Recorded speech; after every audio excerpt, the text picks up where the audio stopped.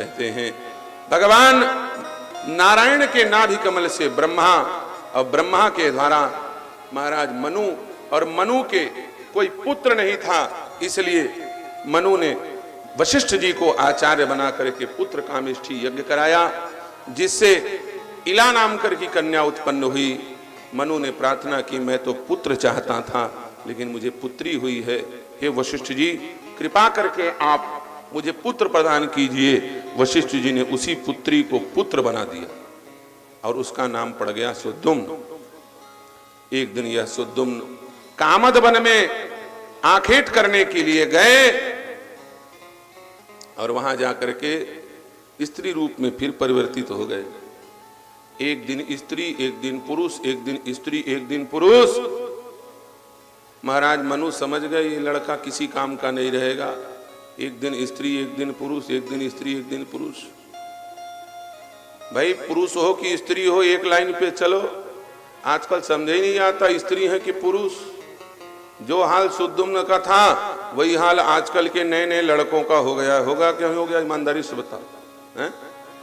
भाई स्त्री पुरुष का भेद ये होता था पहले। पुरुष कौन? बोले जिसके दाढ़ी मूंछ हो तो समझ लो पुरुष।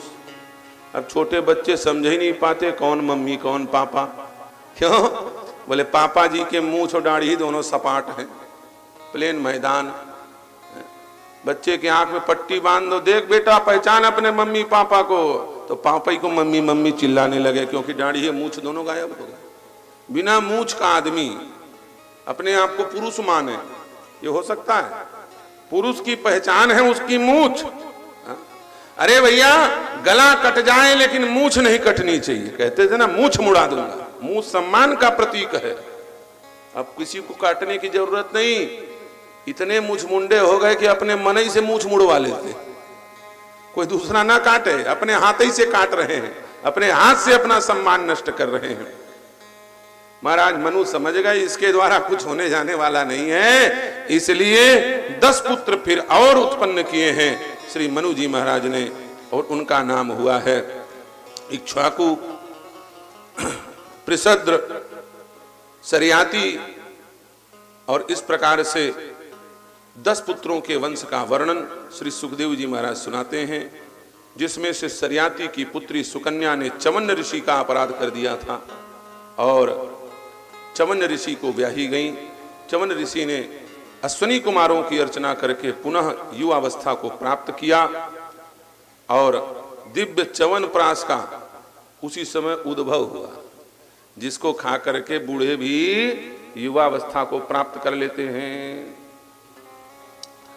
श्री सुखदेव जी महाराज कहते हैं अश्वनी कुमारों ने चवन ऋषि को पुनः युवावस्था प्रदान की है, जिसके परिणाम स्वरूप, जिसके बदले में श्री चवन जी महाराज ने प्रसन्न होकर के अश्वनी कुमारों को यज्ञ में आहुति देना प्रारंभ किया है। पहले ये यज्ञ में बैठ करके आहुति पाने के अधिकारी नहीं थे। क्यों? डॉक्टर लोगों को पहले भगवान नहीं माना जाता था। चवन ऋषि ने कहा कि डॉक्टर माने वैद्य ही परमात्मा है, वैद्य भगवान है। तभी से हम लोग कहने लगे क्या डॉक्टर भगवान के समान। कहते हैं लोग जाते हैं हॉस्पिटल तो क्या कहते हैं, हे डॉक्टर साहब आप भगवान जैसे हो। लेकिन बहुत दिनों तक भगवान जैसे रहे, कोरोना काल में वो भगवान भी गड़बड़ निकल गए।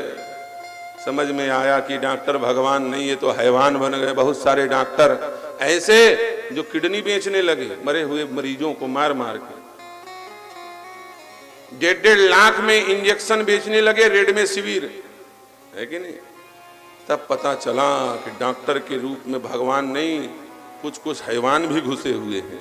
और ये छवि को बड़ा कलंक पहुंचा है, बड़ा कलंकित हुई है ये छवि एक महामारी के समय में, कोरोना के समय में। इसलिए खास करके वैद्यों को ये ध्यान देना चाहिए कि अपनी महिमा गरिमा आपको बचा करके रखनी चाहिए। ये भारतीय संस्कृति है और भारतीय संस्कृति में डॉक्टर को कोई मनुष्य नहीं भगवान माना जाता है। 10 पुत्रों के वंश का वर्णन किया, लेकिन जो सबसे ज्येष्ठ महाराज